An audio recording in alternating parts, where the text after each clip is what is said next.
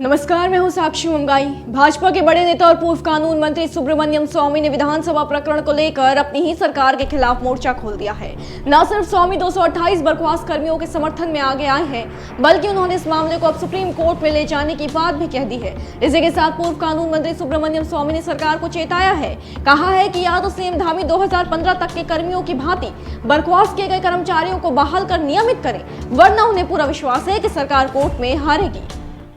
जैसे आपने पहले 2001 से 2015 तक जो 15 परमानेंट किया, इनको भी परमानेंट करने के लिए आपको फैसला लेनी चाहिए, नहीं तो कोर्ट में हारेंगे। ये मैं तो पूरी विश्वास के साथ कह सकता हूँ। एक प्रकार से पूर्व सांसद सुब्रमण्यम स्वामी अपनी ही सरकार के विरोध कानूनी युद्ध छेड़ने के विकल्प पर गंभीरता से विचार कर रहे हैं। आइए अब जानते हैं कि आखिर बीजेपी के फायर ब्रांड नेता विधानसभा के बर्खास्त कर्मियों को लेकर इतने संवेदनशील क्यों और कब से हो रहे हैं। स्वामी की नजर में बर्खास्तगी का फैसला गलत क्यों है? क्यों पूर्व कानून मंत्री उस फैसले के खिलाफ सुप्रीम कोर्ट जाने की रणनीति बना रहे हैं, जिसे एक जांच के बाद विसदक्ष ने सुनाया था? और हाँ, सुब्रमण्यम स्वामी यदि उच्चतम न्यायालय पहुंचे तो उनका यह कदम सरकार की मुश्किलें किस हद तक बढ़ा सकता है? प्रदेश के साथ रिपोर्ट में जवाब जानते हैं। आपकी जानकारी के लिए बता दें कि जाने माने वकील और भाजपा नेता सुब्रमण्यम स्वामी रविवार को हरिद्वार पहुंचे। इस दौरान उन्होंने एक प्रेस कॉन्फ्रेंस को संबोधित करते हुए विधानसभा के 228 कर्मियों को बर्खास्त करने के फैसले को गलत करार दिया। साथ ही से आर्टिकल 14 का उल्लंघन बताते हुए सीएम धामी से कर्मियों को बहाल करने की मांग की। स्वामी ने कहा कि 2001 से 2015 तक सबको नियमित कर दिया, लेकिन बिना कारण 2016 के बाद के कर्मियों को बर्खास्त करना भारतीय संविधान के आर्टिकल 14 का उल्लंघन है। सामने बात बहुत स्पष्ट है।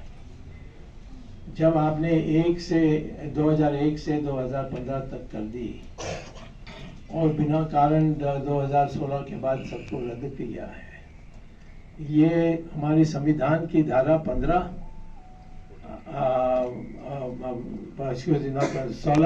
14 आर्टिकल 14 इक्वालिटी बिफोर लॉ, उसका उल्लंघन करता है। देखिए, आपको जानकारी होगी कि विधानसभा बैकडोर भर्ती मामले में अब तक सिर्फ 2016 के बाद के कर्मियों को बर्खास्त किया गया है। नियमित होने के चलते 2016 से पहले के कर्मचारियों पर फैसला फिलहाल नहीं सुनाया गया। तब भी जब भर्तियां सबकी एक ही प्रक्रिया से की गई है, तो उसे ही भेदभाव के आक्षेप का आधार बनाया जा रहा है। पूर्व कानून मंत्री भी इसे ही हाईलाइट कर रहे हैं। बर्खास्तगी के फैसले को इसलिए भी गलत बता रहे हैं। उन्होंने स्पष्ट कहा है कि सद्बुद्धि आनी चाहिए, वरना वैसे भी वो मामले को नहीं छोड़ेंगे।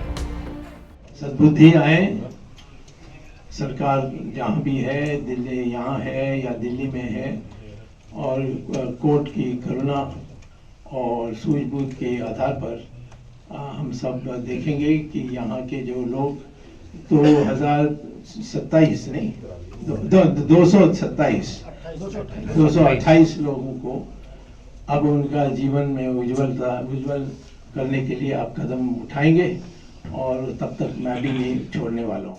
देखिए, इसे देखकर तो यही प्रतीत होता है कि भाजपा के बड़े नेता सुब्रमण्यम स्वामी सत्य रक्षा के संग्राम में नए आयाम लिखकर ही मानेंगे, चाहे न्याय को लेकर उनका नजरिया उनके संगठन और जनता से कितना भी भिन्न क्यों न हो। स्वामी ने समर में कूदने के लिए कमर कस ली है। स्वामी के अनुसार वो पहले इस मामले में सीएम धामी को पत्र लिख चुके हैं, फिर से उनसे वार्ता करेंगे और फिर भी हल नहीं निकला तो कोर्ट जाएंगे। उसके लिए मैं पहले चिट्ठी लिखा हूँ मुख्यमंत्री से। मैं प्रयास करूंगा बात करके उनको बताने के लिए, और यदि नहीं होगा तो सुप्रीम कोर्ट जाऊंगा। क्योंकि सुप्रीम कोर्ट ने जब 2001 से 2015 की बात आई थी सुप्रीम कोर्ट, तो उन्होंने कहा कि हमें इस पर कुछ कहना नहीं है, क्योंकि हाई कोर्ट में यह फैसला हो गया। तो दोबारा हाई कोर्ट में जाओ, उसके बाद सुप्रीम कोर्ट जाने की ज़रूरत नहीं है। सीधा सुप्रीम कोर्ट में जाकर कह सकते हैं आपकी जो फैसला थी उस फैसला की उल्लंघन हुई है, और इसीलिए आप इसके लिए नया निर्णय का आदेश दीजिए। जिन्हें जानकारी नहीं है उन्हें बता दें कि अभी कुछ समय पहले ही पूर्व कानून मंत्री ने सीएम धामी को पत्र लिखा था, और उसमें भी बर्खास्तगी के फैसले को अन्याय बताते हुए यही मांग की थी कि कर्मियों को बहाल किया जाए।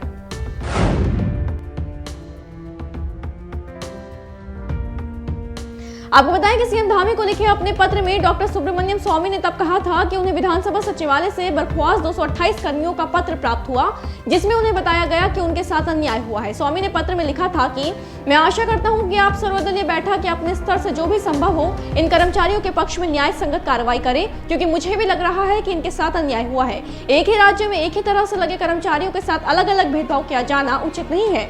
आपसे आशा ही नहीं बल्कि पूर्ण विश्वास करता हूं कि आप 228 तदर्थ कर्मचारियों को पुनः बहाली अवश्य करेंगे। तो यहीं से उस अपील की शुरुआत हुई थी जो अब नए स्तर पर चली गई है। ये समस्या क्यों है सरकार के लिए, ये खुद स्वामी ने बताया है। मेरे रिकॉर्ड ऑलमोस्ट 100% है। मैं अभी तक तो ऐसे कोई केस तो मेरा रिकॉर्ड 100% है, कोई केस में अब तक हारा नहीं हूँ। सुब्रमण्यम स्वामी का यही आत्मविश्वास वो सबसे बड़ी चुनौती बनती दिख रही है, जिसका सामना करना सरकार के लिए मुश्किल हो सकता है। बड़ी बात यह है कि भाजपा बर्खास्तगी के फैसले को सही ठहराती है। भाजपा की माने तो जो फैसला प्रकरण में लिया गया वो पारदर्शी और निष्पक्ष जांच के बाद लिया गया है। देखिए माननीय सुब्रमण्यम स्वामी जी जिस प्रकार से उन्होंने जो ये बात कही है, निश्चित रूप से उनका अपना विचार होगा, लेकिन हमारी सरकार का जो पक्ष है हमने बिल्कुल निष्पक्षता से और बिल्कुल पारदर्शिता से हमने उसकी जांच कराई और जांच में जो तथ्य पाए गए, माननीय न्यायालय द्वारा जो भी निर्णय लिया गया उसी का हमने उसका पालन किया, न्यायालय का निर्णय का हमने पालन किया। देखिए, इस पूरे मामले में अब आने वाले दिन बेहद महत्वपूर्ण रहेंगे। सरकार पूर्व कानून मंत्री की राय पर विचार करेगी या नहीं, ये तो देखने जैसी बात रहेगी। उससे भी दिलचस्प रहेगा ये देखना कि क्या वाकई स्वामी कोर्ट जाएंगे। यदि जाएंगे तो इस कानूनी लड़ाई में जीतेगा कौन।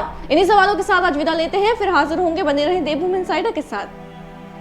आज ही डाउनलोड करें देवभूमि इनसाइडर